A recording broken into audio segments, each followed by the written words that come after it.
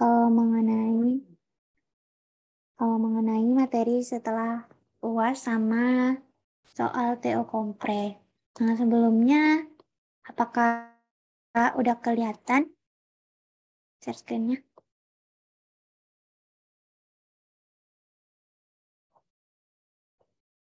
Udah ya? Oke. Nah, makasih. Jadi,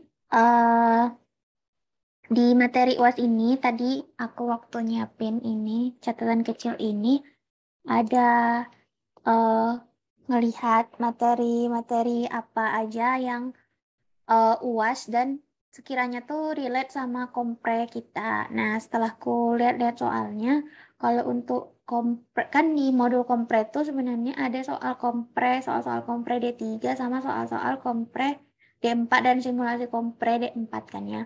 Nah, kalau dilihat untuk start if sendiri dari materi UAS-nya, karena kemarin kita udah bahas UTS, itu kan kalau materi UTS itu sebenarnya kan kita 7 pertemuan, cuman kemarin ini kan sifat-sifat penduga estimator, kalau di kelasku ya itu dibagi 2 part, jadi mungkin ini sebenarnya 7. Nah, kalau untuk materinya sendiri, kalau di kompre, itu dari keenam materi ini dari penduga titik parametrik, sifat-sifat penduga estimator dan kriteria estimator ideal, terus tuh sifat titik estimasi titik yang pivotal quantity, terus pengujian hipotesis, pembentukan statistik uji sama tabel kontingensi. Itu kalau dilihat nomor 3 yang estimasi titik, terus tuh pembentukan statistik uji sama tabel kontingensi itu nggak ada di soal kompre. Pun ada itu di soal simulasi kompre D4, yang mana itu tuh sebenarnya dibuat sama cutting kita, bukan berasal dari soal kompre. Pun soal-soal kompre D4 juga itu nggak ada tentang kayak yang ibaratnya tuh benar-benar pivotal quantity, benar-benar pembentukan statistik uji, benar-benar tabel kontingensi itu ada yang benar-benar spesifik. Adapun itu kalau ada di modul itu dia dalam bentuk teori. Nah, tapi itu juga bukan dari soal kompre. Jadi supaya lebih efisien waktunya dan kita bisa ibaratnya kan yang udah pasti masuk tuh antara penduga titik, MMA dan MLE, terus sifat-sifat penduga estimator dan kriteria estimator ideal, terus juga ada pengujian hipotesis. Nah, itu bisa dimaksimalin di situ. Nah, oke. Langsung aja mungkin yang pertama ya, nanti di sini sistemnya masih sama kayak kemarin, ada materi dikit terus ada contoh soal. Nanti tiap materi itu kalau ada yang mau tanya silakan tanya ya. Nah, mungkin yang pertama ini ada tentang penduga titik parametrik. Nah, sebagaimana yang kita tahu, penduga titik itu ada dua kan ya. Yang pertama itu menggunakan metode momen, dan yang satu lagi itu menggunakan maksimum likelihood. Nah, sebenarnya apa sih bedanya antara metode momen sama metode likelihood ini? Pada dasarnya, metode momen itu dia mengambil ide dasar dari momen populasi dan momen sampel. Nah, kalau teman-teman bisa lihat materinya di modul itu, eh, momen populasi itu didefinisikan sebagai momen ke R terhadap origin dari random variabel. Dan momen sampel itu adalah momen sampel ke R yang biasanya kalau dia derajat R-nya itu 1, itu sama kayak X bar. Nah, dari situ nanti kita akan menyamakan antara metode momen itu dengan metode antara momen populasi dengan momen sampel. Yang nantinya barulah kita akan dapat estimator dari metode momen itu.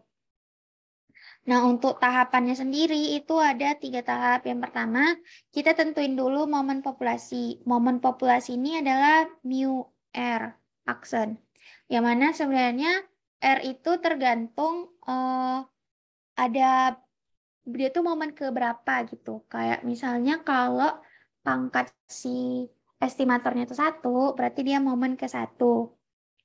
Berarti kan momen ke R-nya itu R-nya 1, berarti mu aksen R sama dengan ekspektasi dari X pangkat 1. Karena momen populasi itu senilai dengan ekspektasi X pangkat R dari sebuah pembaca. Nah, itu. Terus, itu adalah momen ke R terhadap origin ya. Nah, satu lagi itu ada juga momen populasi itu di mana momen ke terhadap rata-rata. Nah, origin nih kan, ya layarnya yang emang lagi nggak gerak, aku lagi ngomong aja. Materinya ntar, atau kita buka ini ya, di di modul komprenya. Kalau di situnya nggak ketulis sih. Nah, ini udah modul kompre kan ya, kelihatannya. Nah, ini tadi yang aku omongin. Nah, ini tuh tadi ya momen populasi. Momen populasi itu ada 2. Ada momen ke R terhadap origin, yang mana inilah yang biasanya uh, kita pakai untuk dibandingkan dengan momen sampel. Satu lagi tuh ada momen ke R terhadap rata-rata. Sebenarnya ide dasarnya tuh ya ini momen terhadap rata-rata itu. Cuman kan rata-rata kalau di origin itu 0, sehingga momen ke R terhadap rata-ratanya itu jadi X min mu-nya tuh 0, jadinya X aja gitu. Nah, ini ide dasarnya.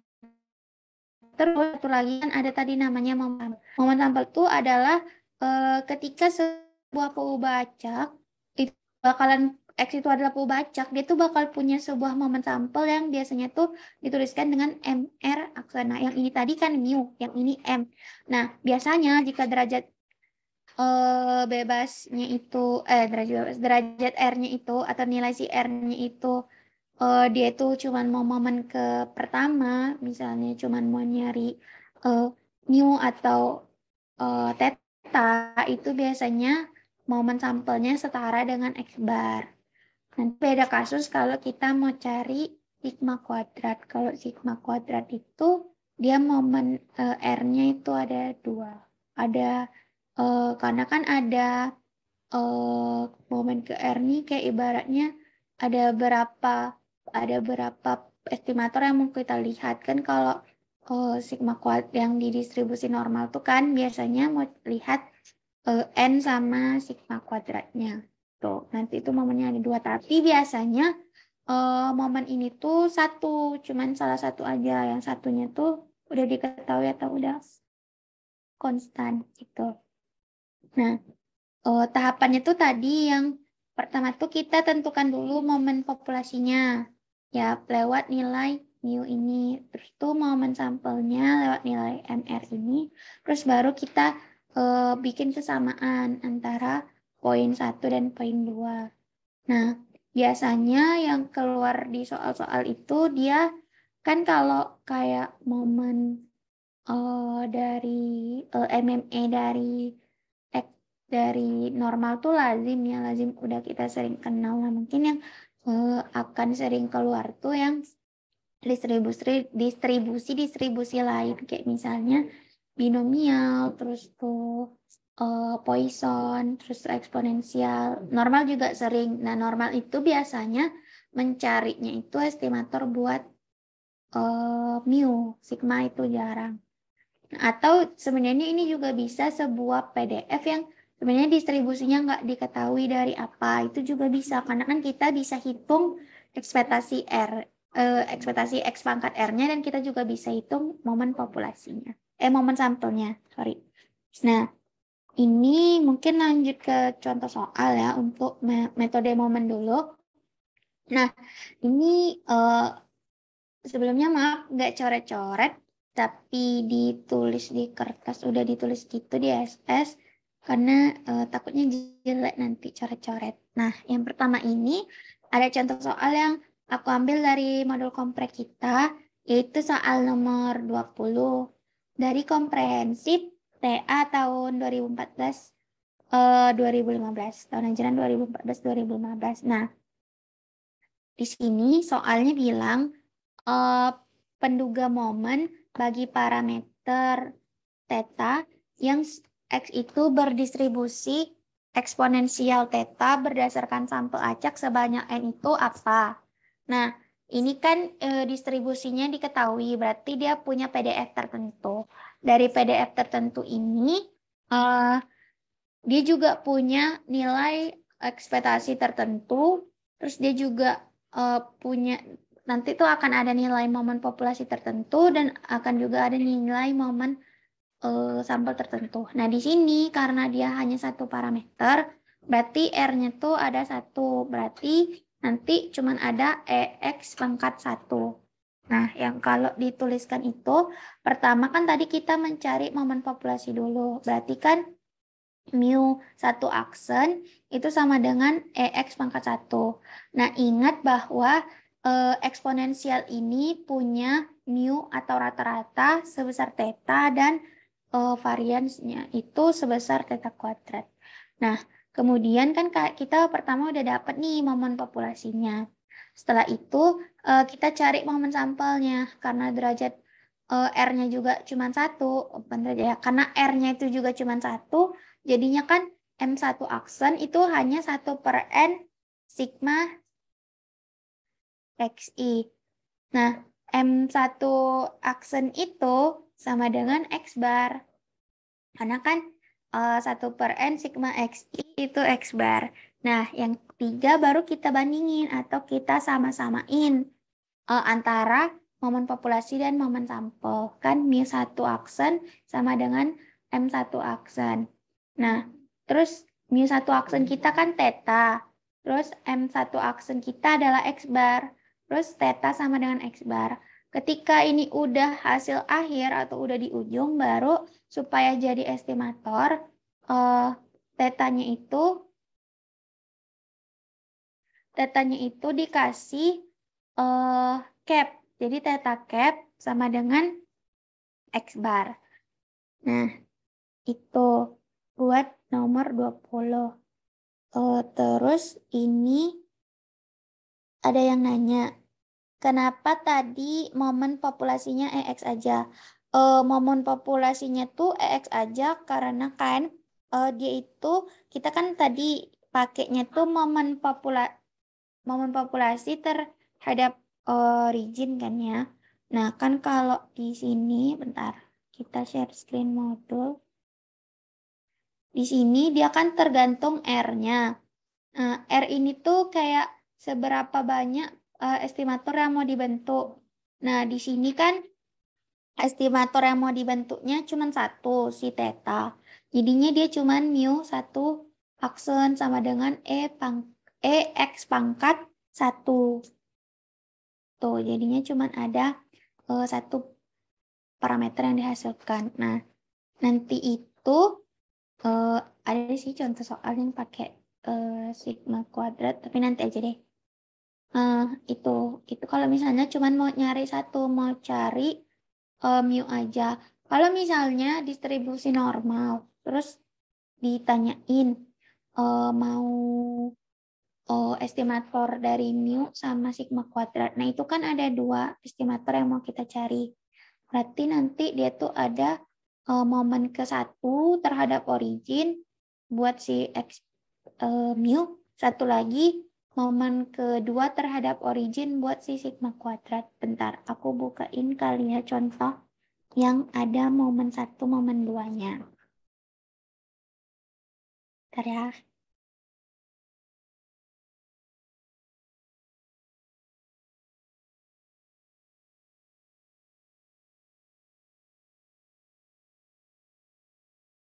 Nah, ini.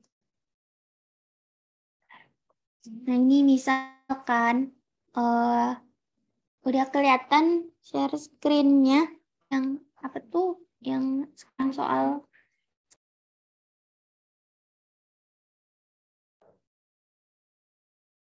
Oke, nah Udah. ini kan, kejut aku. Oke. Nah, ini kan misalnya diketahui X itu berdistribusi gamma, alfa, koma, theta. Nah, biasanya gamma, alfa, koma, beta kan, tapi ini alfa, koma, theta. Oke lah. Nah, terus ditanya penduga momen bagi estimator pertama. Estimator pertamanya itu si ini alfa kan. Terus satu lagi buat si theta. Buat si tetanya. Tetanya ini kan maksudnya beta. Berdasarkan sampel acak sebanyak N. Adalah. Nah, sama kayak tadi. Pertama, kan ini X ini berdistribusi tertentu kan ya. Berdistribusi gamma. Terus karena X ini berdistribusi gamma, berarti dia punya PDF tertentu. Kalau dia punya PDF tertentu, tentunya dia punya nilai ekspektasi, punya nilai ya ekspektasi X tertentu dan nilai varian X tertentu. Nah, tadi yang pertama kita lakuin adalah cari momen populasinya dulu. Nah, karena ada dua, berarti kan ada R1, R sama dengan R yang pertama, yang untuk saat R sama dengan 1, untuk estimator yang pertama, terus untuk R sama dengan 2, itu untuk estimator kedua. Yang dalam hal ini, estimator pertama itu buat si alpha, terus estimator kedua ini buat si theta. Nah, ya. Nah, terus yang pertama nih, kita cari dulu momen populasi pertama dengan derajat dengan R-nya itu 1. Kalau R-nya 1 kan berarti cuman ekspektasi EX kan. Nah, yang mana distribusi gamma ini punya nilai ekspektasi X2 atau nilai rata-ratanya adalah kalau dia bentuk beta tuh alfa beta, tapi di sini kan alfa sama theta, berarti dia ekspektasinya tuh alfa theta, terus dia punya nilai varians alfa theta kuadrat. Nah, udah dapat momen populasi pertama. Momen populasi pertama ini akan dibandingkan dengan momen sampel pertama. Momen sampel pertama kan R-nya 1, berarti kan sama kayak sigma 1/N sigma XI aja. Jadi ini. Nah, habis itu nanti tadi sama-sama ini ya. Nah, yang ini yang pertama kan ya. Terus yang kedua kan kita R-nya ada R yang kedua, momen origin kedua. Berarti R sama dengan 2. R sama dengan 2 nih, berarti kan mu aksennya nih, ini kan R aslinya kan, mu aksen R. Berarti ini mu aksen 2. Nah, karena mu aksen kedua, berarti kan EX pangkat 2. X pangkat 2 itu bisa kita peroleh dari kan varians itu bisa dijabarkan rumusnya tuh varians X sama dengan ekspektasi X kuadrat dikurang ekspektasi X dikuadratkan. Nah, kita punya nilai varian X. Nilai varian X kan alpha theta kuadrat. Nah, kita juga punya nilai ekspektasi X. Ekspektasi X itu alpha theta. Jadi, kita bisa modifikasi rumus varian itu untuk mendapatkan nilai EX kuadrat.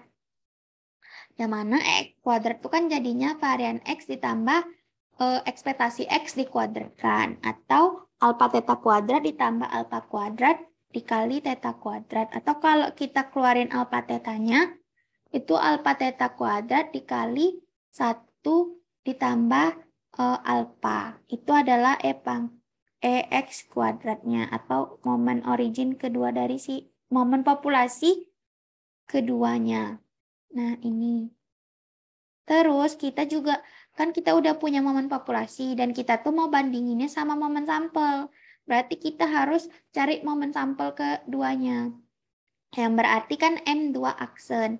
Tadi kan di sini R-nya itu ada di pangkat si XI kan. Karena ini tadi momen ke-1 pangkatnya 1.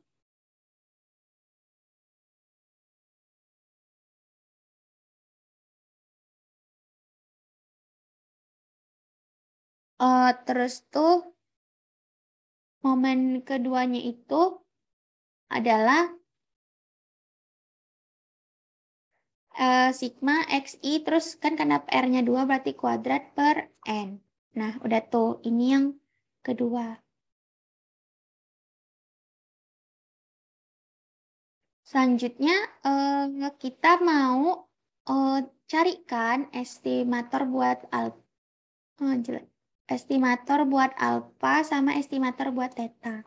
Tadi yang pertama kan kita udah ada momen populasi 1 dibandingkan dengan momen sampel 1. Berarti kan alfa theta itu sama dengan X bar. Nah ini dulu ya, ininya nanti nih, yang kotak ini nanti. Ini udah ada kondisi 1, alfa theta sama dengan X bar. Atau alfa sama dengan X bar per theta gitu. Terus, karena ini momen populasi kedua, kita bandinginnya sama momen sampel kedua.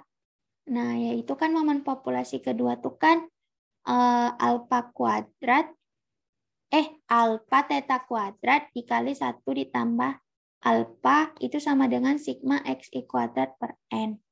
Terus ini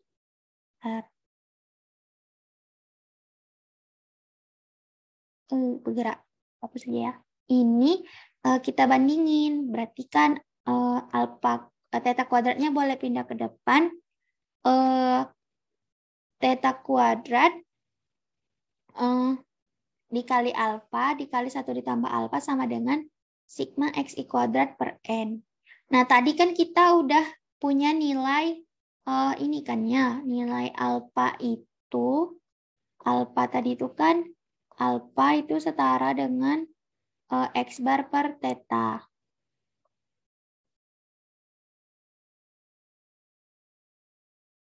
Nah, ini harusnya theta aja nggak pakai cap. X bar per theta.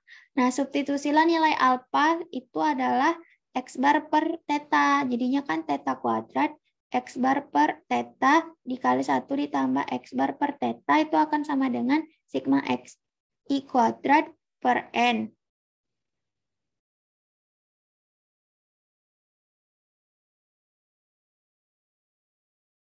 Oke, nah terus baru nanti theta kuadrat itu di itulah ya di substitusi sehingga nanti itu mendapat nilai ini theta n x bar itu sama dengan sigma xi dikurang x bar, ya kan? Nah, habis itu ini baru dijadiin cap karena udah hasil akhir. Berarti kan theta cap sama dengan sigma xi min x bar kuadrat per n x bar. Terus ini tadi karena udah ada ininya juga dijadiinlah dijadiin alpha cap sama dengan x bar per theta cap. Atau kalau ini nanti substitusilah nilai ini ke sini, tapi ini aja udah benar. Kayak gitu. Ini untuk kalau misalnya mau nunjukin yang dia itu R-nya lebih dari 1. Jadi itu R-nya itu bukan 1 gitu. Nah, ini ada pertanyaan, boleh nggak kalau estimator pertamanya theta cap sama dengan X bar per alpha bukan alpha cap per X, alpha cap sama dengan X bar per theta. Nah, karena kita estimator pertamanya itu mau cari alpha, seharusnya ini kita ubahnya ke bentuk alpha.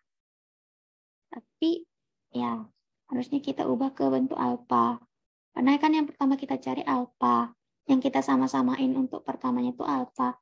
Baru nanti karena ini yang kedua mau cari buat theta, maka tetanya bentuknya kayak gini. Setahu aku gitu. Koreksi ya teman-teman kalau salah. Oke. Lanjut ya guys. Karena itu. Oke, sama-sama. Kita lanjut ke selanjutnya. Nah, ini ada contoh yang kedua. Contoh yang kedua ini jika dia tuh bukan dari distribusi tertentu. Kalau bukan dari distribusi tertentu, momen populasinya tetap bisa kita cari dengan mencari nilai ekspektasi S yang ekspektasi X itu adalah integral dari batas si X-nya itu X dikali fx dx. Nah, nanti ini bisa mungkin teman-teman lihat ya. Nanti tuh diperolehlah seperti ini. Sama sih, cari momen populasi, cari momen sampel, disama-samain. Kayak gitu. Nah, itu buat metode momen. Nah, mungkin lanjut dulu ya ke metode likelihood-nya. Nah, selanjutnya itu ada metode likelihood. Nah, kalau metode likelihood ini sebenarnya ide dasarnya tuh kalau teman-teman lihat di modul, ide dasarnya tuh adalah perkalian dari fx ini, fungsi si PDF-nya ini. Kalau dia tuh punya x1 sampai xn. Dia itu adalah perkalian dari f1 sampai fx ke n dari fungsi tertentu kan, dari sebuah fungsi yang berdistribusi tertentu atau PDF tertentu yang diketahui gitu. Nah, itu sih ide dasarnya. Nah, kalau caranya, yang pertama, kita tentukan likelihood dari X. Likelihood dari X-nya apa? Itu tuh adalah perkaliannya tadi. Nah, setelah kita tentukan,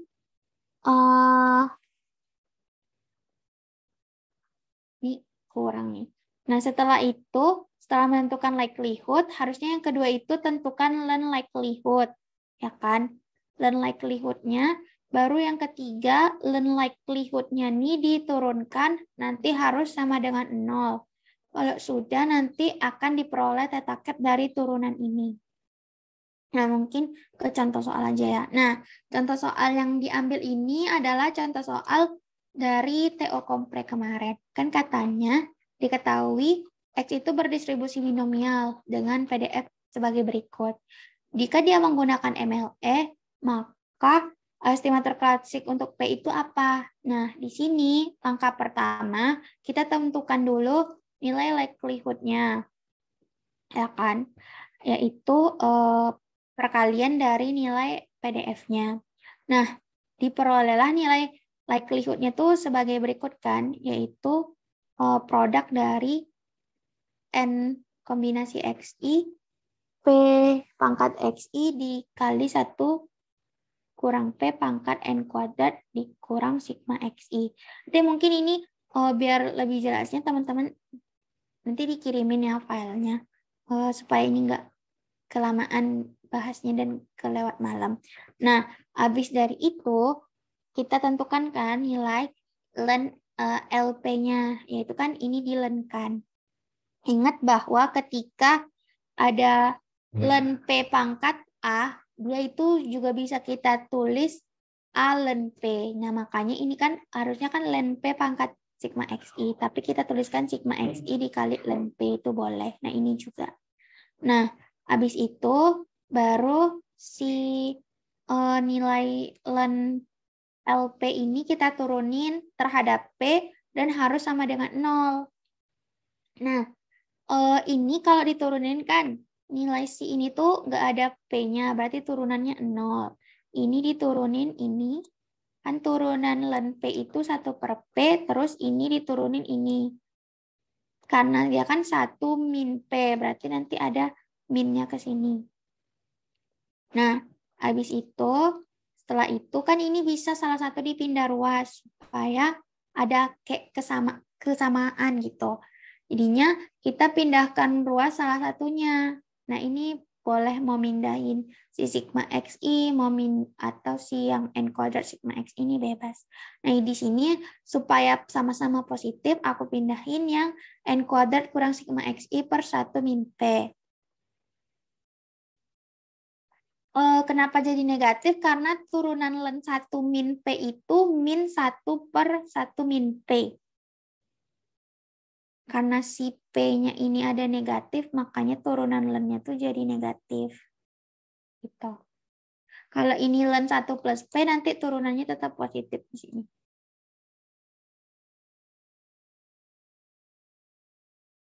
Oke, sama-sama. Nah, selanjutnya, udah kita sama-samain, ini bisa dikali silang. Nah, ini udah dikali silang kan antara si sigma XI sama 1 min P dan P sama N kuadrat min sigma XI. Dapatlah hasilnya tuh sigma XI dikurang P sigma XI sama dengan PN kuadrat dikurang P sigma XI. Sama P sigma X ini bisa kita eliminasi, sehingga menyisakan sigma XI sama dengan PN kuadrat. Karena kita mau MLE buat P, jadi kita harus sisakan P itu sendirian. Nah, jadinya P sama dengan sigma XI per N kuadrat. Barulah kita kasih topi untuk menandakan dia itu adalah estimator. Sehingga P cap itu sama dengan, atau estimator dari P itu adalah sigma XI per N kuadrat. Jawabannya itu yang B. Gimana nih stabilo? Yaitu B ya. Jawabannya yang B. Nah, tapi ini nanti anonim adalah. Nah, itu. Nah, selain di MLA ini, selain kita menentukan likelihood, dia juga ada yang namanya sifat invariance MLA. Jadi, suatu estimator, misalnya theta cap, itu tuh, misalnya dia suatu estimator dari fungsi tertentu kan ya, fungsi U theta, yang mana U theta itu adalah sebuah fungsi dari theta. Nah, jika dia punya likelihood tertentu, punya maksimum likelihood tertentu, atau dalam hal ini itu adalah theta cap, maka untuk MLE dari U, yang mana U itu adalah U1 theta sampai UR theta, itu sama aja kayak kita ngubah nilai U1-nya itu, si theta-nya tuh dipakein theta cap. Nah, atau kalau susah, contohnya tuh ada di ini contohnya itu ada di soal kompre tahun 2016 2017. Nah, kan katanya X1 sampai Xn itu sebuah PU-Baca yang berdistribusi geometri kan ya, dengan parameternya P dan punya PDF yaitu PQ X-1. Nah, terus dia nanya, kalau kita punya suatu fungsi dari X yaitu EX yang nilainya itu 1 per P, apa sih bentuk MLE-nya? Nah, ini kita bisa gunakan sifat invariance, yang mana nanti ketika kita sudah dapat P cap, estimatornya itu, kita tinggal substitusi aja, ganti P yang pada EX itu dengan P cap. Itu yang dimaksud dengan invariance dari fungsi maximum likelihood atau MLE. Nah, ini kayak biasa. Pertama kan kita cari dulu likelihood dari PDF-nya, terus kita learn-kan. Setelah kita learn-kan, kita turunkan len P-nya itu terhadap P harus sama dengan 0. Nah, dari sini nanti diperoleh ini hasil turunannya, yaitu N per P dikurang sigma XI min N 1 min P. Nah, ini salah satunya kita bawa ke samping. Supaya apa? Supaya menghilangkan ini negatifnya. Terus kita bisa memperoleh kesamaan untuk dapat P cap atau estimatornya. Dari sini N dikali 1 kali silang kan, kayak tadi N kali 1 min P sama dengan P dikali sigma XI min N. Nah, ini NP-nya bisa kita coret. Terus dapatlah nanti 1 per P itu adalah sigma XI per N, atau 1 per P itu adalah X bar. Nah, kan yang kita mau tuh P cap ya, bukan 1 per P cap. Nah, itu sebenarnya dari sini udah kelihatan sih. Nah, di sini nanti kita dapat P cap-nya kan berarti 1 per X bar. Terus kita gunakanlah sifat invariance MLE, yaitu kita tinggal mensubstitusi nilai P ini dengan P cap untuk mengetahui apa sih MLE dari EX. Nah, sehingga karena P cap kita 1 per X bar, maka MLE dari EX itu adalah 1 per X bar atau X bar. Kayak gitu. Ini berlaku untuk seluruh distribusi apapun, sifat invariance-nya tetap satu ini. Tinggal kita substitusi aja nilai estimatornya. Kayak gitu. Nah, sampai sini ada yang mau tanyain?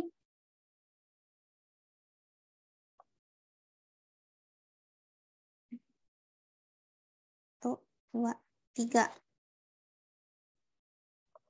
Gak ada, oke. Kita lanjut ya. Berarti karena nggak ada yang mau ditanyain, materi yang metode MLE sama MME itu dianggap akhir. Nah, selanjutnya itu ada tentang ini. Sifat-sifat penduga estimator dan kriteria estimator ideal. Nah, perlu teman-teman ingat bahwa ada 5 sifat estimator tuh yang ideal. Yang pertama, dia tuh harus tak bias atau unbiased. Tak bias ini diperoleh ketika nilai ekspektasi dari estimator kita itu sama dengan nilai parameternya, atau biasanya itu ditulis E theta cap itu sama dengan theta. Kemudian yang kedua itu harus efisien. Nah, kalau efisien ini terjadi ketika estimator itu unbiased dan punya nilai variance yang minimum. Bentar. Variance yang minimum ini maksudnya apa? Variance minimum itu terjadi ketika ini harusnya ada ya. Ketika nilai E dari theta cap atau nilai dari CRLB per variance theta cap itu adalah sama dengan 1. Mungkin ini teorinya bisa dilihat di modul atau di PPT ya. Kita ringkas aja. Jadi pokoknya kalau untuk efisien intinya dia unbiased dan variance-nya minimum. Terus yang ketiga itu ada konsisten. Nah, konsisten ini kemarin sempat masuk ya di soal kita. Nah, konsisten itu terjadi ketika nilai limit menuju tak hingga varian suatu barisan atau suatu estimator itu sama dengan 0 dan nilai limit menuju n menuju tak hingga dari bias yang dikuadratkannya juga sama dengan 0. Harus terpenuhi dua kondisi ini baru dia akan dikatakan sebagai memiliki sifat yang konsisten, atau estimator itu adalah estimator yang konsisten. Terus yang keempat itu ada kecukupan. Nah, kecukupan ini atau biasanya disebut dengan statistik cukup itu terjadi ketika sebuah fx maksudnya itu fungsi PDF dari X1 sampai Xn itu dibagi dengan ini tuh adalah nilai dari PDF dari estimatornya itu sama dengan H X1 sampai Xn, di mana nilai H ini dia sudah tidak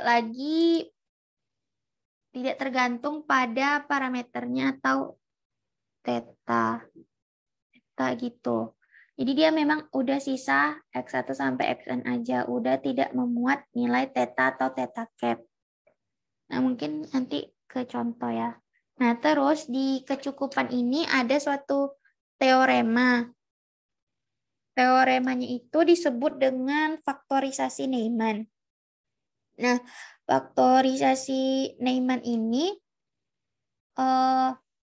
adalah, jadi kalau ini kan kita membagi si PDF-nya, PDF ini joint distribution ya, dari X1 sampai Xn itu kita bagi dengan PDF dari nilai estimatornya, itu kan harus sama dengan ini. Nah, sama dengan H, X1 sampai Xn. Nah, kalau di faktorisasi Neyman itu, si Fx ini itu adalah kan join PDF dari X1 sampai Xn. Nah, theta cap dikatakan cukup jika dan hanya jika ada fungsi dari PDF estimatornya ini dan Hx. Yang mana dia tuh nanti berlaku, jadi itu kayak F join PDF-nya itu bisa difaktorisasi jadi perkalian dari H kecil X1 sampai Xn dikali dengan PDF estimatornya. Nah, beda ya kalau di sini ini hanya besar, di sini hanya kecil. Nah, H kecil ini apa? H kecil ini adalah fungsi X yang sudah tidak ada nilai tetanya. Dan G theta ini adalah fungsi yang dia tuh sangat bergantung dengan si theta cap-nya, karena kan dia PDF dari estimatornya. Nah, itu sih bedanya. Kalau ini kita membagi sama dengan HX, kalau ini kita ngefaktorisasiin dia. Nah, satu lagi itu adalah kelengkapan. Suatu estimator itu lengkap jika PDF-nya itu, PDF dari suatu X itu bisa kita buatkan ke keluarga eksponensial. Nah, ini adalah bentuk keluarga eksponensial dengan satu parameter. Nah, ketika dia itu keluarga eksponensial dengan satu parameter, maka sigma DXI itu adalah statistik yang minimal cukup dan lengkap bagi si Pauba-Acak itu. Nah, kalau misalnya dia bukan satu parameter, nanti ini dia itu sigma DXI sigma DXI sampai sigma DXK sebanyak ada berapa parameternya itu. Nah, tapi jarang sih biasanya hanya satu parameter. Nah, makanya yang lazim dituliskan sifat lengkap itu seperti ini. Nah, itu untuk sifat-sifat MLE. Nah, kalau untuk dilihat dari soal komprenya sendiri, jarang ditanyakan atau jarang disebutkan dia itu punya soal tertentu, punya X itu distribusi tertentu, terus kita nentuin apakah dia bias tidak bias, apakah dia estimator yang efisien, apakah dia estimator yang konsisten, apakah dia estimator yang cukup, apakah dia estimator yang lengkap, itu jarang. Nah, yang biasanya keluar itu adalah kita harus tahu ketika dia unbiased itu kapan. Yang kayak tadi berarti dia itu unbiased ketika ekspektasi dari estimatornya itu sama kayak nilai parameternya. Terus kapan dia efisien? Nah, efisien tadi kan ketika dia unbiased dan variansnya minimum, atau CRLB per varians dari estimatornya itu sama dengan 1. Kapan dia konsisten? Ketika nilai limit N menuju tak hingga dari variansnya itu, varians estimatornya sama dengan 0, dan limit N menuju tak hingga dari bias kuadratnya itu sama, bias kuadrat estimatornya juga sama dengan 0. Nah, kapan dia cukup? Dia cukup ketika yang tadi itu HX1-nya itu udah tidak tergantung sama theta, atau ketika difaktorisasikan Neyman, secara faktorisasi Neyman, H kecilnya itu tidak tergantung theta, dan G theta, cap, theta itu atau PDF estimatornya itu tergantung pada theta cap. Dan yang terakhir, dia dikatakan lengkap ketika dia punya keluarga eksponensial, terus kita identifikasi keluarga eksponensialnya, nilai sigma D, kita peroleh nilai sigma DXI. Nah, sigma DXI itulah adalah statistik yang komplit minimal dan yang komplit minimal sufficient bagi Pauba-Acak itu. Nah, kalau untuk contoh soal secara hitungannya, biasanya tuh kita diberikan X itu adalah suatu Pauba-Acak yang berdistribusi tertentu. Kayak misalnya ini, X adalah Pauba-Acak yang berdistribusi Poisson theta, parameternya theta. Ini harusnya ada E-nya.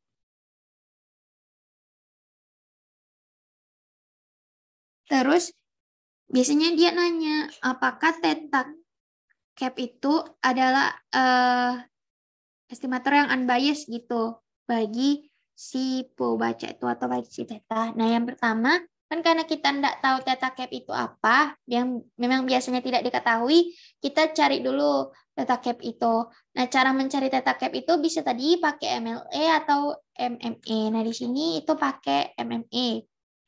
MLE. Sorry. Nah, di sini pakai MLE.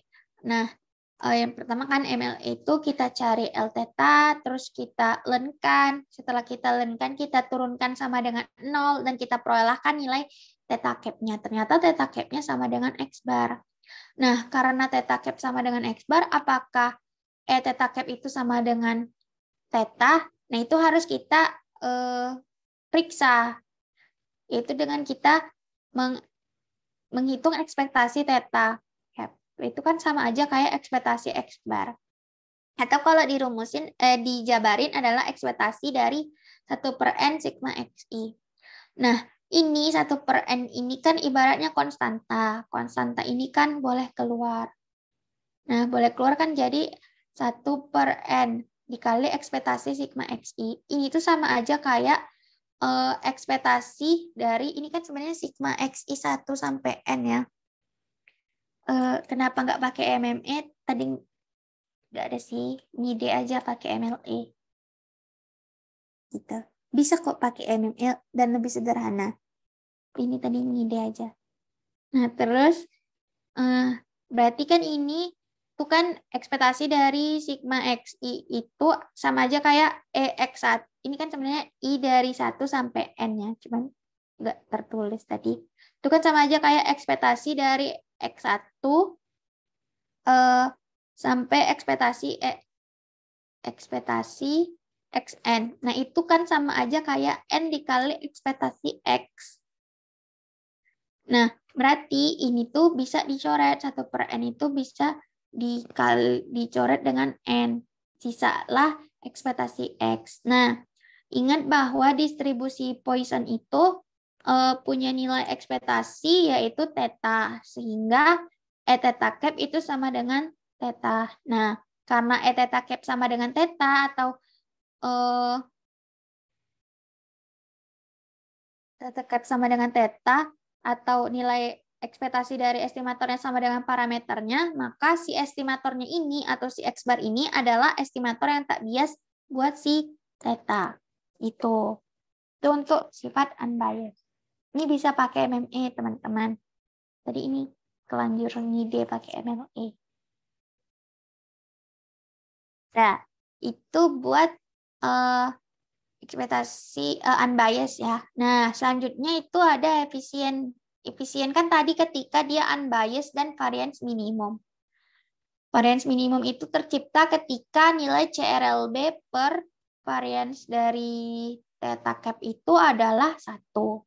Nah, maka dari itu ada beberapa langkah yang harus kita lakukan sampai kita memperoleh ini tadi nilai variance-nya itu sama dengan 1 atau tidak sama dengan 1. Nah, yang pertama, ini tuh kok hilang-hilang sih. Kita tentukan dulu nilai ekspektasi dari theta cap-nya dan nilai variance dari theta cap-nya. Karena kita bakal perlu nilai ekspektasi theta cap dan varian theta cap. Nah, yang kedua, kita tentukan informasi Fisher.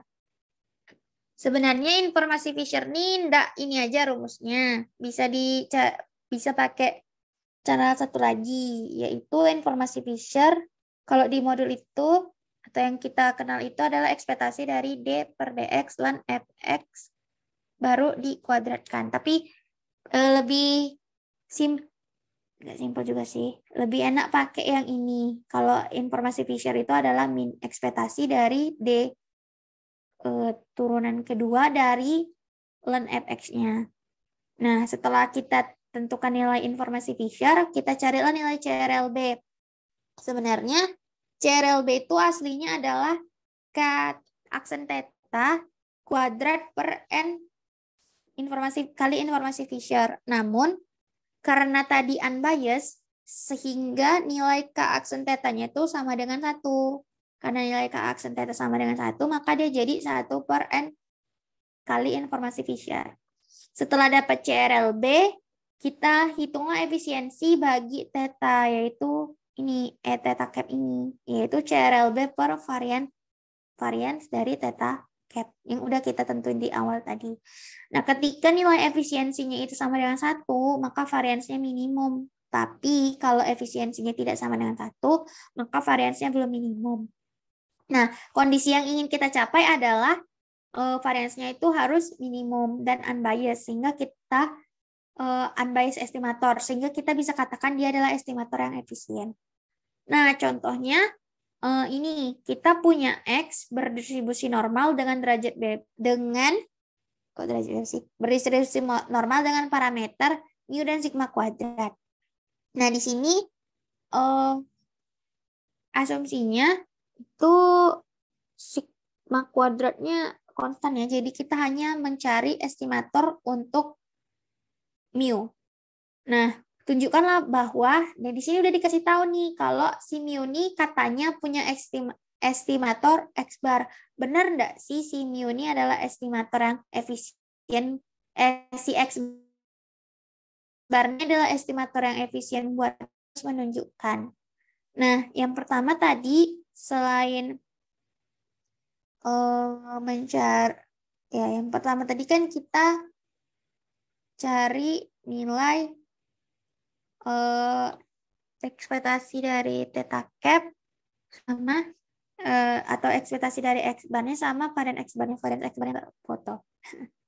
Nah, kalau ekspektasi X bar kan sama ya, ekspektasi dari 1/n sigma XI atau 1/n dikali N dari si X, ekspektasi X kan sigma theta, ya kan? Ekspektasi X-nya theta, berarti kan EX bar itu adalah theta. Nah, karena theta mu, EX bar itu adalah mu. Karena EX bar sama dengan mu, maka dia unbiased. Nah, ini satu lagi ada ya, cari variance theta cap-nya. Kan variance-nya sebenarnya sama ya, variance theta cap itu kan berarti variance X bar. Tulis saja kali ya.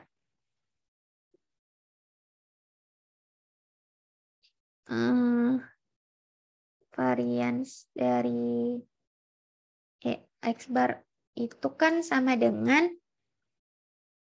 variance dari theta cap itu kan sama dengan variance dari X bar, ya kan, varian dari X bar. Nah, ingat sesuatu yang masuk ke variance itu, ntar ya, kita jawabin aja dulu. Varian X bar itu kan sama kayak variance dari 1/n sigma XI, ya kan? Nah, variance dari theta cap itu akan sama dengan ini. Kalau ada konstanta di dalam variance itu nilai konstantanya dikuadratin. Berarti kan ini akan sama dengan 1/n kuadrat variance dari sigma XI. Nah, 1/n kuadrat varian sigma XI. Varian sigma XI ini kan berarti ada varian XI, varian X yang ditambahkan sebanyak 1 sampai N kan, itu kan sama aja kayak N dikali varians X. Sehingga varians dari theta cap itu sama dengan 1/n varians X. Nah, karena X berdistribusi normal dengan derajat bebas dengan parameter mu, sigma kuadrat, berarti kan variansnya itu sebesar sigma kuadrat. Sehingga varians dari theta cap itu adalah 1/n sigma kuadrat. Nah, ini.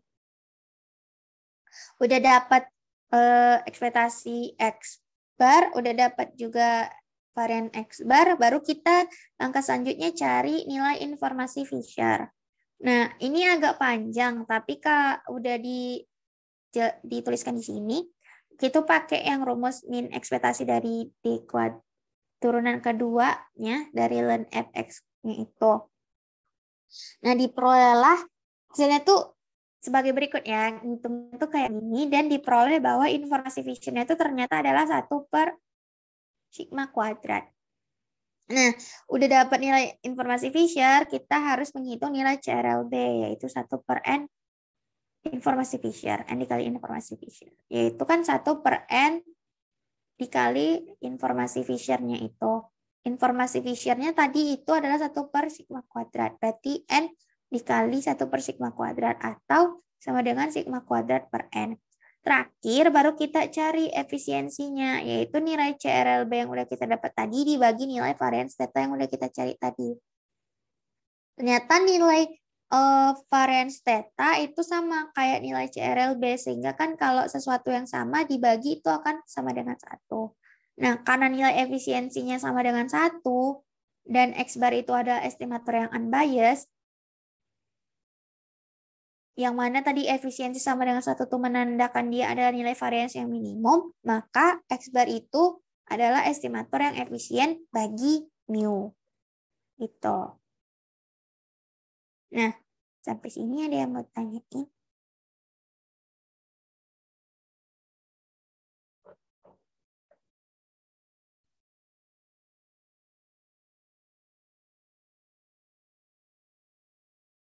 Ya, efisiensi sama UMFU sama aja. Cara mencari UMFU itu lewat efisiensi.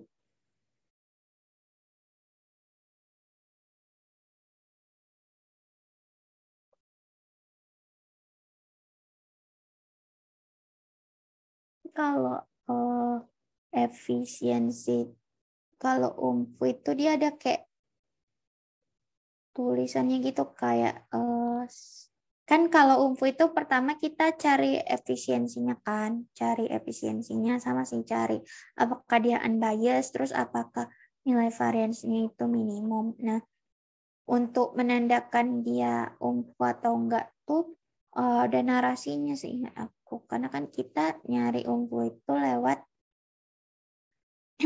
lewat itu ya, lewat efisiensi. Ntar lupa tapi gimana kata-katanya.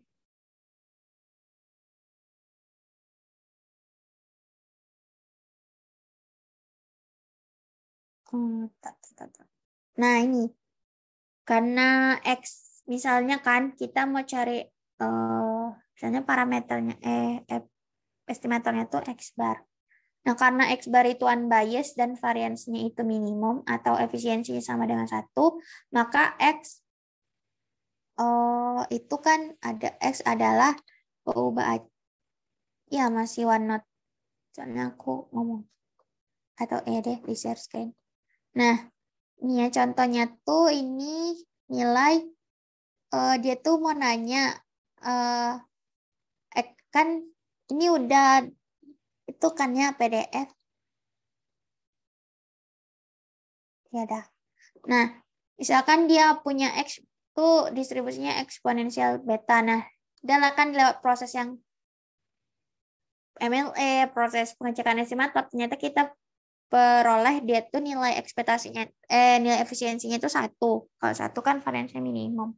Terus kita juga udah peroleh bahwa nilai X bar, estimator X barnya tuh unbiased. Nah, jadi kan karena estimator X barnya tuh unbiased, terus variansinya minimum, maka estimator X bar itu adalah nilai yang efisien. Nah, UMFU ini kan biasanya diperoleh lewat MLE ya. Seingat aku kayak gitu, karena nilai estimatornya itu efisien dan MLE bagi si parameternya tuh unik, sudah pastilah si X bar itu merupakan estimator yang UMFU bagi si parameternya. Kayak gitu. Karena pada dasarnya nyari UMFU itu lewat efisiensi. Cuman ditambah dengan nilai MLE yang unik. Ya, gitu. Oke, sip. Sama. Oke. Maksudnya unik tuh punya satu penyelesaian. MLE dari unik tuh tunggal kan ya. Kalau di Alin Fatman PPT kalkulus gitu. Jadi maksudnya itu estimator hasil MLE itu cuma si X bar itu aja. Tuh. Satu aja hasilnya tuh satu-satu. Tuh. Nah, oke. Lanjut ya. Selanjutnya konsisten. Nah, tadi konsisten itu ketika nilai limit N menuju hingga dari variance-nya itu sama dengan variance estimatornya sama dengan 0, atau sebenarnya kalau di konsisten ini lebih sering di sini tuh lebih sering disebut barisan estimator ya, karena kan dia banyak data, maksudnya bukan banyak ya, kayak membentuk sebuah barisan, tapi sebenarnya itu intinya mau ngomongin theta cap dari estimatornya, estimatornya mau ngomongin variance estimatornya sama mau ngomongin bias estimatornya. Pokoknya biasnya itu harus ketika didekatkan dengan limit menuju hingga nilainya 0, dan ketika didekatkan dengan dan biasnya juga dikuadratkan, terus didekatkan dengan limit menunjuk tak hingga itu nilainya 0. Nah, misal ini ada contoh soal kan. X1 sampai Xn ini merupakan sebuah barisan yang berdistribusi N theta, 1. Nah, tunjukkanlah bahwa theta cap itu sebenarnya adalah barisan yang konsisten buat si X1 sampai Xn. Nah, yang pertama, kita cari dulu theta cap-nya. Lagi-lagi nih sebenarnya bisa pakai MME, tapi lebih enak pakai MLE sih. Bisa pakai MME, tapi ya udah deh. Nah, pertama tuh cari nilai theta cap-nya. Disclaimer, ini bisa pakai MME ya. Kalau kalian mau pakai MME juga bisa. Nah, cari nilai theta cap-nya. Ternyata di perolehan nilai theta cap-nya itu adalah X bar. Nah, kan kondisi pertama tadi kita harus tahu apakah nilai varians theta cap-nya itu sama dengan 0. Berarti kita harus cari nilai varians theta cap. Nah, nilai varians theta cap itu, ini abaikan aja dulu limitnya, ternyata adalah 1/n dikali varian X. Dimana kan nilai varian X itu tadi 1, berarti dia sama dengan 1/n. Nah, baru kita dekatkan ke limit n menuju tak hingga dari varians theta cap-nya itu si X bar, itu kan sama dengan limit n menuju tak hingga dari 1/n. Nah, ini tuh nilainya 0. Nah, kondisi pertama terpenuhi. Lalu cek lagi kondisi kedua. Di sini tadi kan sebenarnya kita udah tahu kan ya di sini tuh bahwa suatu estimator tuh kalau misalnya ininya tuh theta cap, ininya X bar, biasanya dia itu adalah estimator yang unbiased. Nah, biasanya dia unbiased. Nah, atau bisa dibuktiin pakai nilai yang tadi itu, theta cap sama dengan theta. Ketikkan EX. Atau di sini tetanya tuh jadi mu ya. Theta cap sama dengan theta.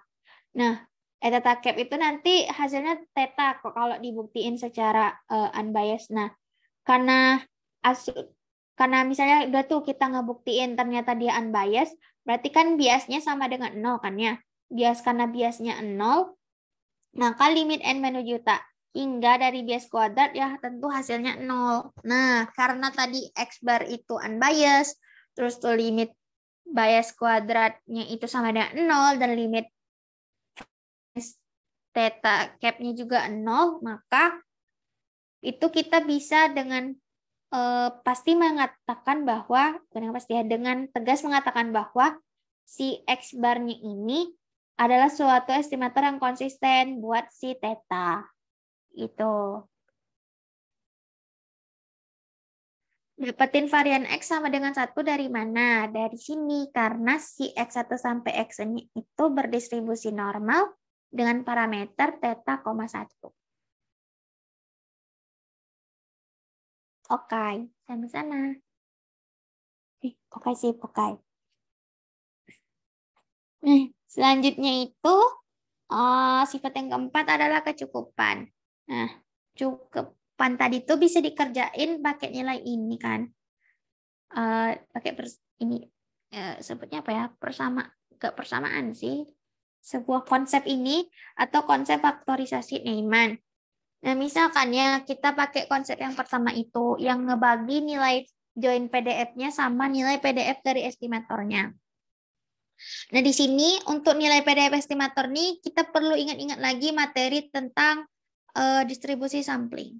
Karena itu kepake yang pakai teknik MGF gitu. Nah, yang pertama misalnya pakai contoh biasa kan. Nah, misalkan X itu berdistribusi Poisson. Nah, terus kita mau ditanya kalau misalnya estimator S itu adalah sigma XI, sebenarnya estimator S itu cukup nggak sih bagi mu, tuh kan? Nah, di sini bisa kita hitung. Yang pertama itu kita cari dulu nilai join PDF-nya. Join PDF itu kan sama kayak likelihood ya. Nah, diperoleh sebagai berikut nih nilai likelihood-nya atau join PDF-nya. Terus kan kita punya estimator S itu sama dengan sigma XI. Nah, ini tuh kan sama aja kayak mu cap atau ya. Nah, terus S itu kan si X itu kan diketahui Poisson ya. Poisson itu punya MGF tertentu. Karena dia punya MGF tertentu, kita bisalah mendistribusikan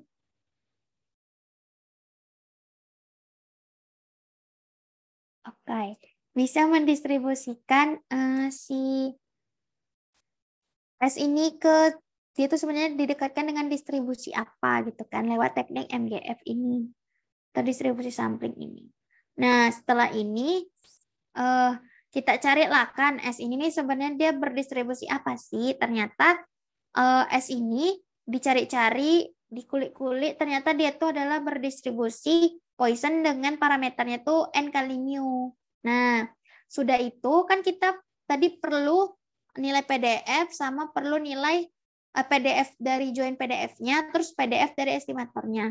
PDF dari estimatornya kayak mana? Nah, PDF dari estimatornya tinggal kita substitusilah nilai parameter estimatornya tuh dengan nilai PDF sesungguhnya dari si Poisson. Kan awalnya Poisson itu, kalau Poisson M itu kan, Poisson mu itu kan PDF-nya pangkat min mu pangkat X per X faktorial.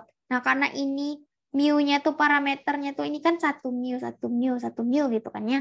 Tapi ini di sini kita punya parameter n mu, berarti ini jadi pangkat min n mu pangkat S per S faktorial. Nah, S tadi itu apa? S tadi itu kan sigma XI. Ubahlah sigma X ini, S ini jadi sigma XI. Berarti kan pangkat N mu dikali N mu pangkat sigma XI per sigma XI faktorial. Nah, barulah nanti kita bagi antara join PDF sama nilai PDF dari estimator.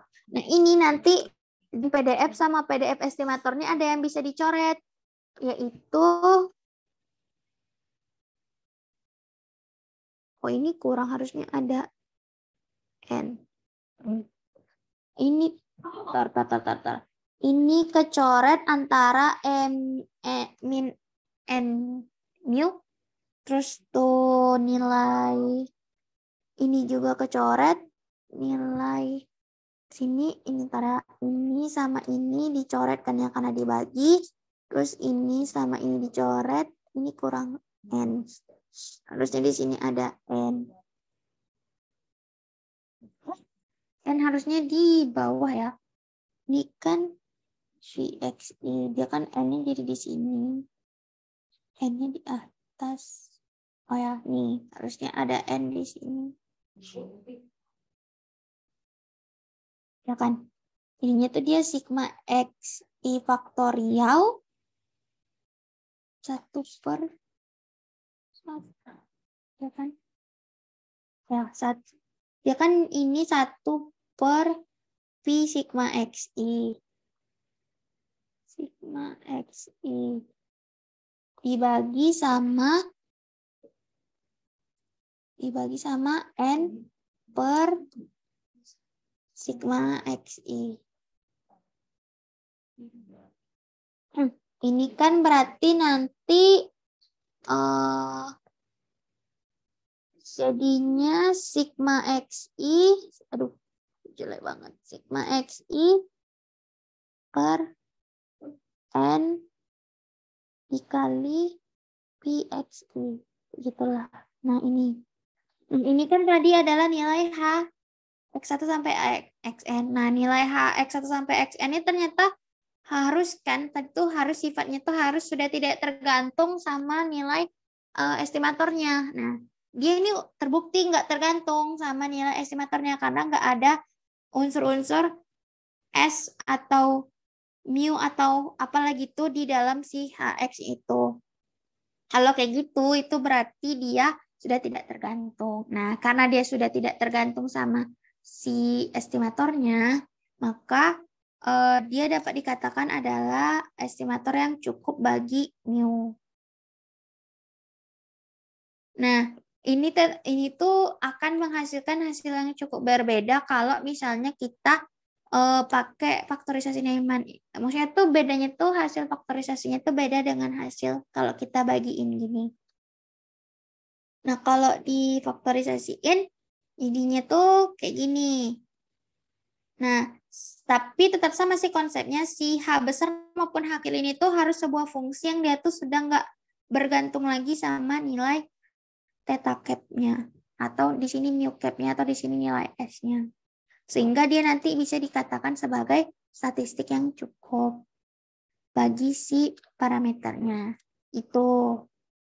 Nah, terakhir untuk sifat ini adalah lengkap atau kelengkapan. Nah, ini mungkin bisa contohnya teman-teman lihat ya. Jadi, misalnya kita punya XI yang berdistribusi binomial 1, theta. Nah, itu ibaratnya kita bedah supaya dia tuh muncul nilai A theta, BX, sama C theta, dan DX. Nah, dari situ nanti dari keluarga eksponensial itu kita kan dapat nilai DX. Nah, sigma DXI itu, atau dalam hal ini adalah sigma XI, adalah yang menjadi si estimator yang komplit, minimum, dan sufisien bagi si theta. Yang kayak teorinya itu tadi. Nah, itu kalau untuk soal-soal yang mungkin kita temuin di kelas. Nah, kalau untuk dikompres sebenarnya itu kalau dilihat-lihat teori sih, lebih kayak contohnya tuh di soal TO kompre itu. Nah, misalnya kan di soal TO kompre itu dia tanya, yang pertama, suatu sifat penduga yang baik itu konsisten. Nah, manakah yang sebenarnya itu konsisten itu kan merupakan sifat yang mengakibatkan bias dan variasi itu akan mendekati 0. Kalau dia punya barisan, terus barisannya itu punya estimator tertentu, misalnya theta cap n, dia tuh dikatakan konsisten tuh saat kondisinya apa? Nah, dia tuh dikatakan konsisten yang tadi saat kondisi bias kuadratnya itu sama dengan 0 dan limit n menuju tak hingga dari variansnya juga 0. Berarti ini jawabannya yang C. Tuh. Terus ada satu lagi. Di bawah ini yang termasuk dengan sifat estimator titik itu apa? Nah, sifat estimator titik itu kan tadi yang ada unbiased, konsisten, sufisien, lengkap, sama efisien kan. Nah, ini kan kalau kita lihat syaratnya unbiased itu ekspektasi theta cap sama dengan theta. Nah, ini bisa kita lihat satu-satu opsinya. Ini ekspektasi theta cap sama dengan theta per n. Salah, karena kan harusnya supaya dia unbiased, ekspektasi theta cap itu sama dengan theta per n. Terus ini nilai CRLB per variance theta cap sama dengan 1. Ini benar, ini adalah sifat efisiensi.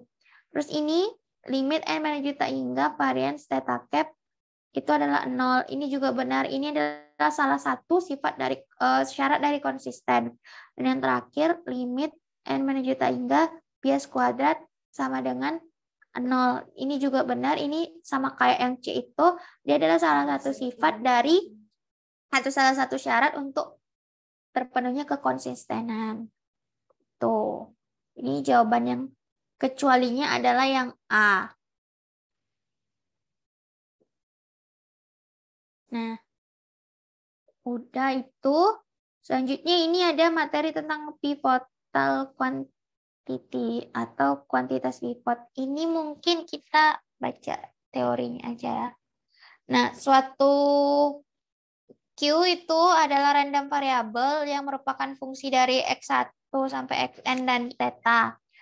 Q itu bisa kita sebut dengan KP atau kuantitas pivot jika distribusinya itu sudah tidak tergantung pada theta atau parameter lain yang tidak diketahui.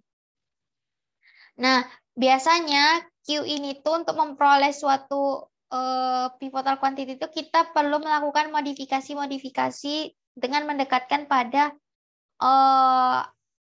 menjadikan si Q itu mengikuti distribusi tertentu. Nah, sebelum masuk ke pivotal itu perlu juga dikenal dulu ada yang namanya location dan scale parameter.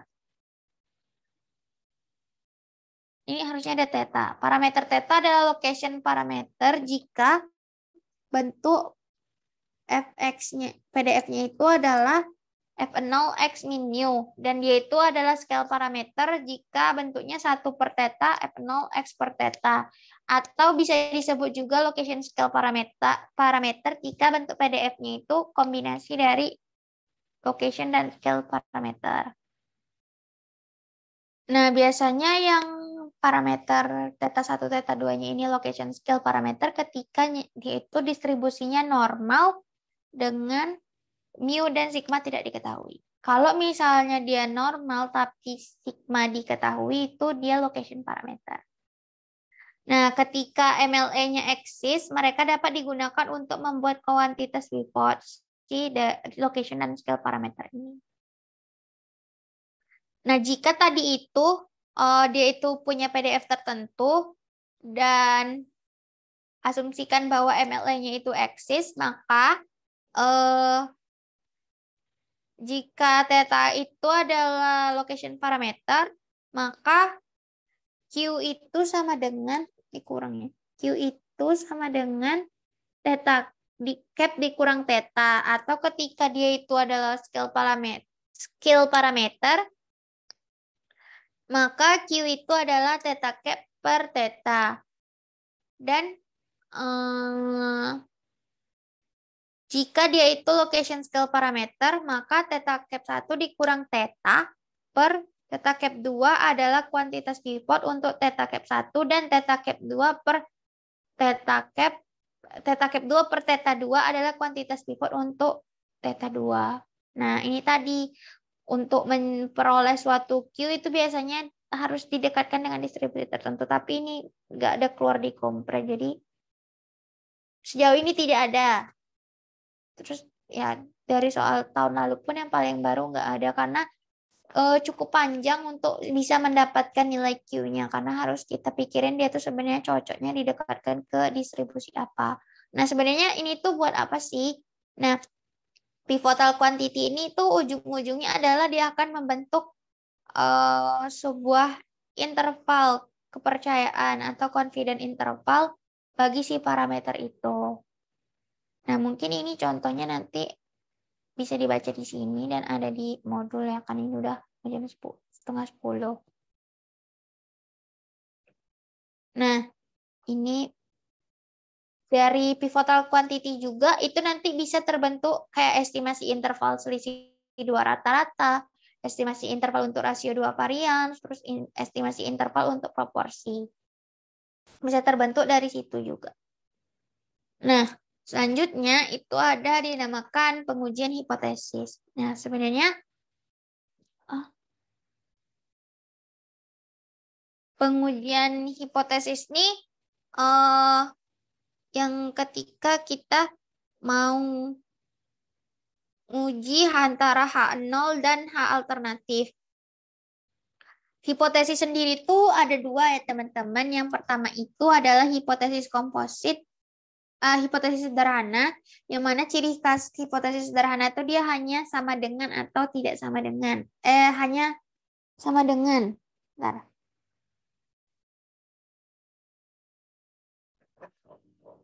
Ya, hanya sama. Bentar, agak apa? Hipotesis sederhana. Oh ya, hanya sama dengan. Jadi kayak misalnya si H0 itu sama dengan 7, terus H1-nya sama dengan 5. Nah, itu yang kita uji. Itu hipotesis sederhana. Dia cuma mengenal tanda sama dengan aja. Nah, selanjutnya itu ada yang dinamakan hipotesis komposit. Hipotesis komposit tuh dia tuh spesifik dengan lengkap, yang secara sederhananya tuh dia ditandai dengan tanda di hipotesis alternatifnya itu bisa besar dari sama dengan, terus tuh tidak sama dengan, itu termasuk ke dalam hipotesis komposit. Kalau besar dari sama dengan itu lebih ke hipotesis komposit dibandingkan sederhana. Sederhana tuh misalnya H0 sama dengan 3, H1 dengan 1. Ada angkanya gitu. Hipotesisnya tuh dispesifikkan dengan lengkap kan. Kalau H0 kecil dari sama dengan 8 tuh kan nggak spesifik kan ya, nggak tetap dia tuh, oh sebenarnya kita tuh maunya tuh secara spesifik dia tuh harus 8 gitu. Cuman kalau hipotesis sederhana dia tuh menspesifikkan, oh nilai H0 tuh ya harus 8, nilai H1 itu ya harus 7 gitu misalnya, nggak bisa yang lain. Sedangkan kan kalau besar dari kecil dari sama dengan ada kemungkinan di dalam rentan terbuka itu tadi kan, tentang interval yang terbuka itu. Gitu. Jadi kalau kecil dari sama dengan itu komposit. Sederhana itu yang spesifik. Jadi kayak misalnya H0 sama dengan 1, H1 sama dengan 0. Pokoknya tuh tanda di H1 dan 0, H0-nya tuh sama-sama dengan gitu, sama-sama. Nah, keduanya bertanda sama dengan.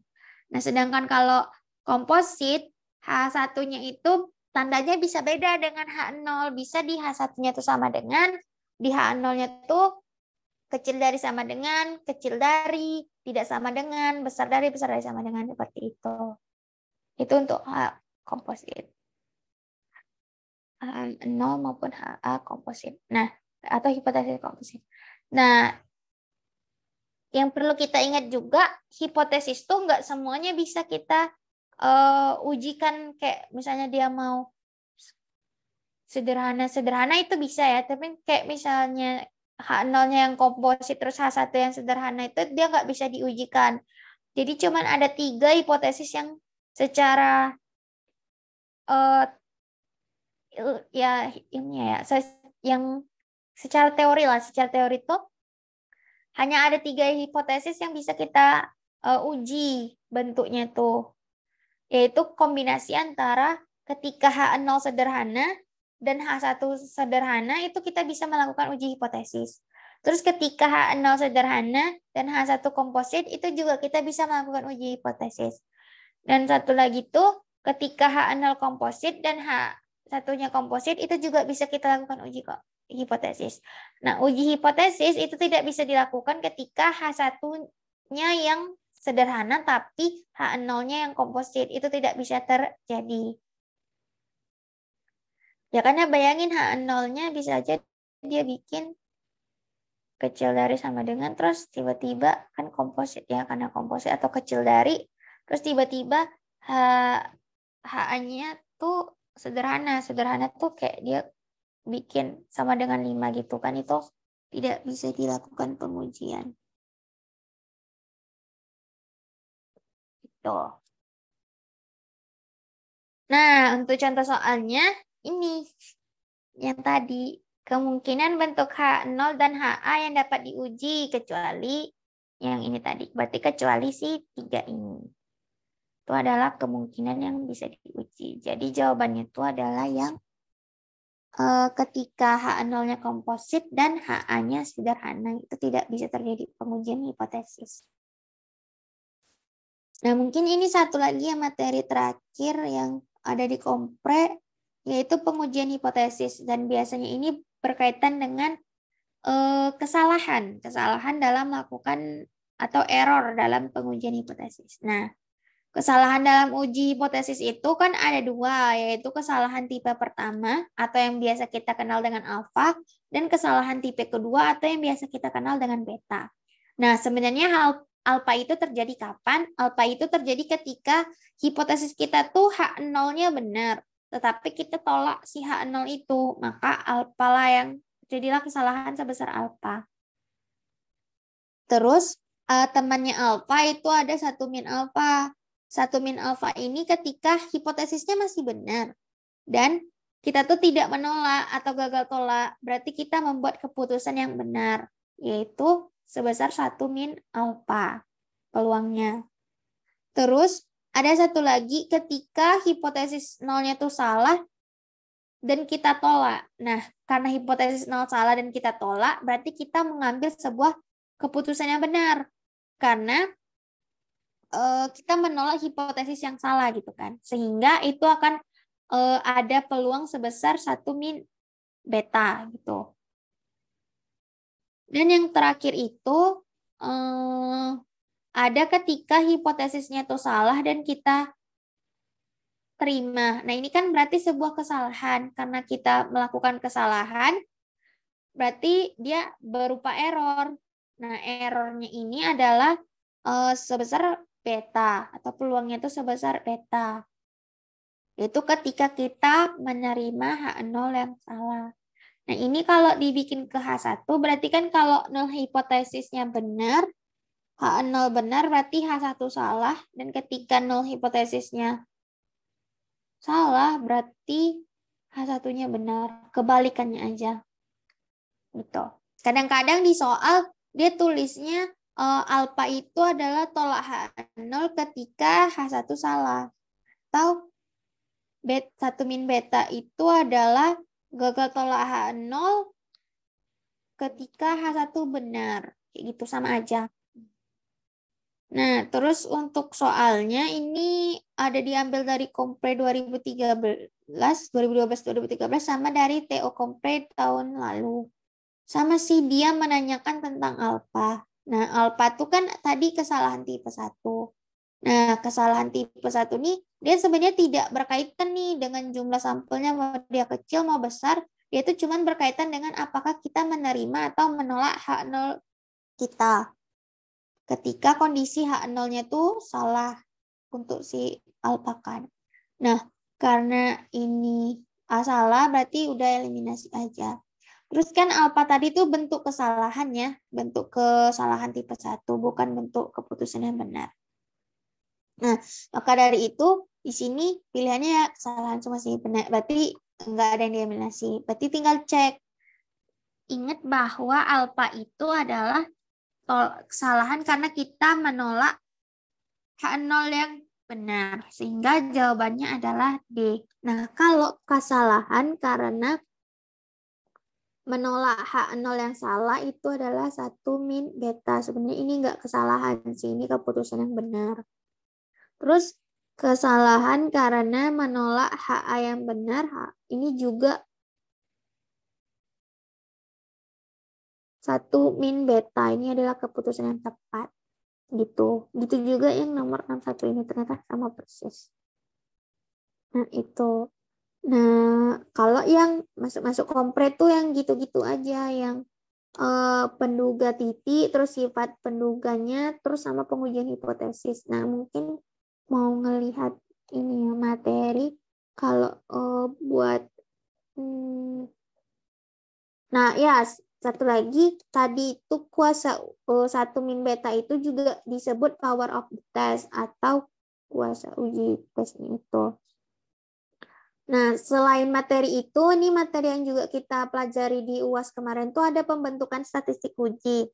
Nah, pembentukan statistik uji ini bisa lewat MP test, UMP test, sama GLR test.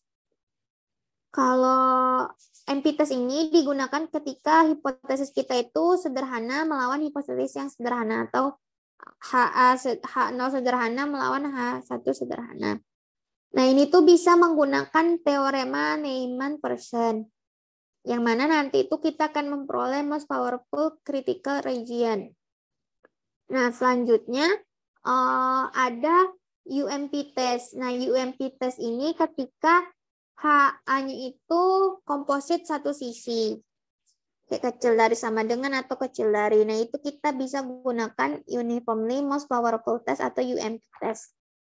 Nah, UMP test ini sebenarnya ide dasarnya itu ada dari monoton likelihood ratio ini. Ketika theta join PDF tuh punya sifat MLR atau monoton likelihood ratio ketika dalam statistik theta cap, ketika nilai theta 1 dibagi theta 2-nya itu dari rasio ini tuh, rasio join PDF ini, join PDF theta 1 dan join PDF theta 2 dan join PDF theta 1 tuh bergantung pada X hanya melalui theta cap, dan rasio tersebut tuh kalau dicari turunannya bukan merupakan fungsi yang turun dari theta. Nah, itu sih. Ini sekadar tahu aja menurut aku, karena insya Allah tidak keluar. Dan semoga tidak keluar. Karena ini cukup panjang untuk memperoleh critical region itu. Silakan kita 60 menit kan ya, terus 50 soal, 12 matkul itu kayaknya tidak separah itulah untuk soal stand if-nya. Nah, terus cara yang terakhir itu adalah generalized likelihood ratio test. Ini ketika H alternatifnya itu komposit dua sisi. Nah, kita bisa mendefinisikan GLR test itu dengan lambda X1 sampai Xn, yaitu nilai maksimum dari likelihood theta cap 0 dibagi dengan maksimum likelihood theta cap, yaitu ya theta cap 0 dibagi sama maksimum likelihood theta cap aja. Yang mana theta cap itu adalah estimator maksimum likelihood dari theta dan theta 0 adalah estimator maksimum likelihood dengan batas bawah H0 benar.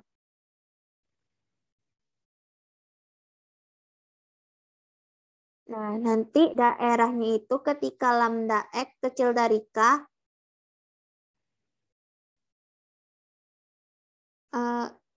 berarti ini lambda X ini nanti yang ngebentuk si critical region-nya. Itulah kurang lebih. Sebenarnya untuk pengujian hipotesis nih, pembentukan statistik uji ini kita mau ngelihat itu sih, mau ngelihat critical region-nya dibandingkan ngelihat yang lain. Nanti ujung-ujungnya juga ke critical region. Nah, terus ini materi yang terakhir ini tabel kontingensi dan goodness of fit. Ini tuh sebenarnya lebih ke PTP ya kalau aku bilang. Jadi kita kayak sebenarnya dari distribusi sampling kan ya, ide dasarnya tuh dari distribusi sampling tuh ada beberapa kasus kayak kasus binomial satu sampel, terus tuh kasus binomial R sampel, uji kesamaan proporsi, terus kasus multinomial satu sampel, R sampel, dan dependensi yang mana terus ada kesesuaian model juga atau goodness of fit. Yang mana keseluruhan tes ini tuh pada dasarnya tabel kontingensi dan goodness of fit itu adalah sebuah tes yang menggunakan distribusi chi-square. Itu sih sebenarnya inti yang mau dibilangin dari materi ini tuh.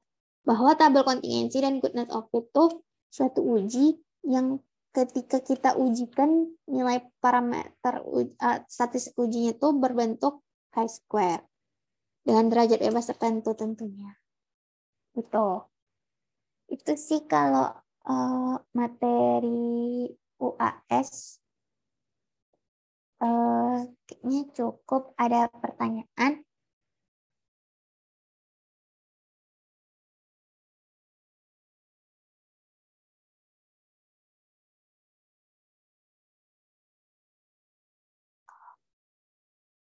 Gak ada ya? Nah, kalau nggak ada karena udah ya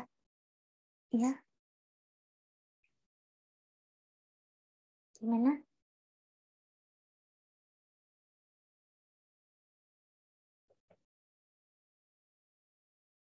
Gak ada ya karena nggak ada pertanyaan terus sudah 2145 juga kayaknya untuk materi stand if-nya dicukupkan sampai sini untuk yang UAS dan kompre. Nah, sekian dari aku, lebih kurangnya mohon maaf. Kalau ada mau tanya-tanya ke aku juga boleh lewat PC atau lewat angkatan nanya ke aku boleh. Dan insya Allah dijawab. Nah, sekian dari aku, kurang lebihnya mohon maaf. Assalamualaikum warahmatullahi wabarakatuh. Terima kasih teman-teman. Boleh privat teman-teman.